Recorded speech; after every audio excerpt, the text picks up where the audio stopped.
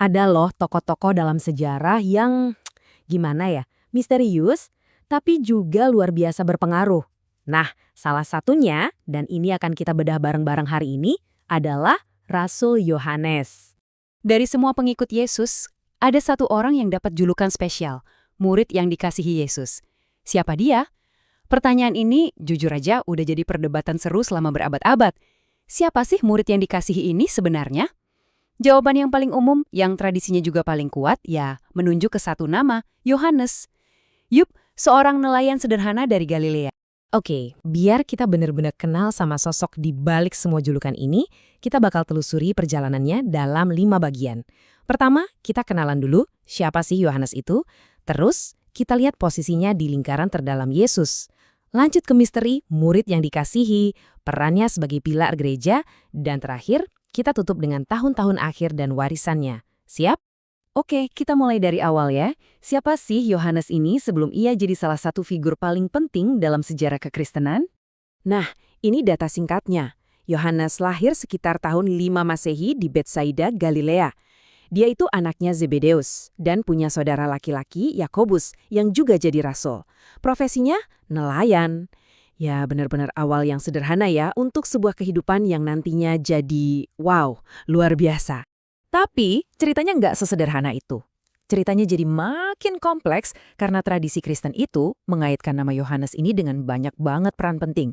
Rasul, penginjil, nabi, dan tentu aja yang paling terkenal, murid yang dikasihi. Pertanyaannya, apa ini semua orang yang sama? Ayo kita cari tahu lebih dalam. Nah, ini dia yang bikin Yohanes spesial banget di antara para murid. Dia itu bukan cuma salah satu dari 12 rasul biasa. Dia, bareng saudaranya Yakobus dan juga Petrus, mereka ini adalah inner circle-nya Yesus, lingkaran terdalam orang-orang kepercayaannya.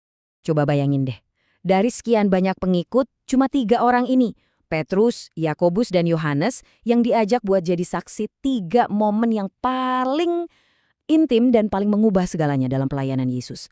Mulai dari kebangkitan Putri Yairus, itu momen yang luar biasa. Lalu transfigurasi, di mana Yesus nunjukin kemuliaan ilahinya, sampai momen paling berat, penderitaan di Taman Getsemani. Ini nunjukin tingkat kepercayaan yang, wah, luar biasa banget. Dan jangan salah, mereka ini bukan orang yang kalem-kalem loh.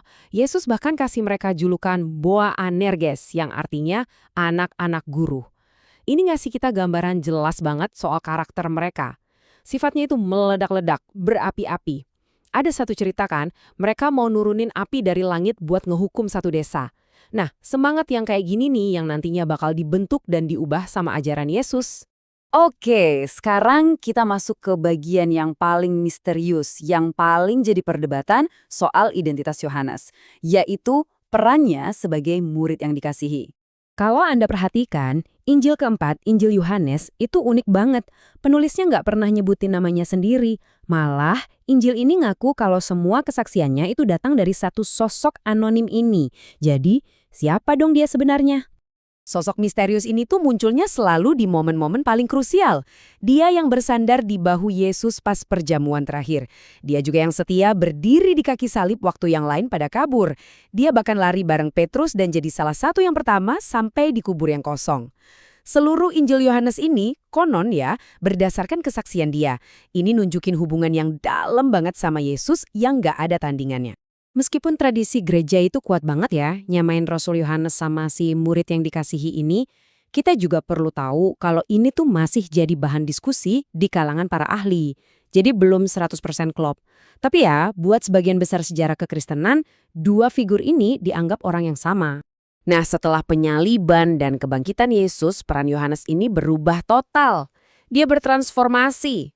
Dari yang tadinya cuma murid, sekarang dia jadi salah satu pemimpin utama dalam gerakan Kristen yang baru aja lahir.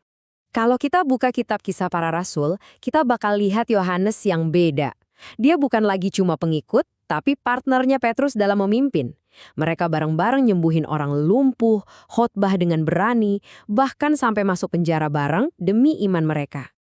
Status mereka ini penting banget, sampai-sampai Rasul Paulus di suratnya ke jemaat Galatia secara terang-terangan nyebut Yakobus, Petrus, dan Yohanes sebagai soko guru atau pilar-pilar gereja. Ini kan pengakuan langsung dari pemimpin kunci lainnya. Jadi peran sentral mereka itu nggak main-main. Oke, sekarang kita masuk ke babak akhir hidupnya. Babak ini penuh warna, mulai dari penganiayaan, pengasingan, sampai akhirnya sebuah warisan tulisan yang monumental. Timeline hidup Yohanes ini nunjukin betapa tangguhnya dia. Dia hidup jauh lebih lama dibanding rasul-rasul lain. Bayangin, dia harus lihat saudaranya sendiri Yakobus jadi martir di tahun 44 Masehi. Terus, menurut tradisi, dia sendiri lolos dari maut. Katanya pernah direbus dalam minyak mendidih. Dia diasingkan ke Pulau Patmos, tempat dia dapat penglihatan buat nulis kitab Wahyu. Dan setelah bebas, dia akhirnya memimpin gereja di Efesus sampai tua banget, sampai sekitar tahun 100 Masehi. Tapi mungkin ya warisannya yang paling abadi itu bukan apa yang dia lakukan, tapi apa yang dia tulis. Ada 5 kitab di Perjanjian Baru yang secara tradisional dianggap karya Yohanes. Tulisan-tulisan ini, dengan pembahasan yang mendalam soal cinta dan terang, itu udah membentuk pemikiran Kristen selama 2000 tahun. Dan ini nih yang bikin dia beda banget. Dari 12 rasul asli, yang hampir semuanya diyakini meninggal sebagai martir, cuma Yohanes satu-satunya yang menurut tradisi meninggal karena sebab alami di usia tua. Cuma dia. Jadi, apa sih yang bisa kita ambil dari kisah Yohanes? Ceritanya itu tentang transformasi. Dari nelayan yang emosian, anak guru, jadi seorang pemimpin yang bijaksana.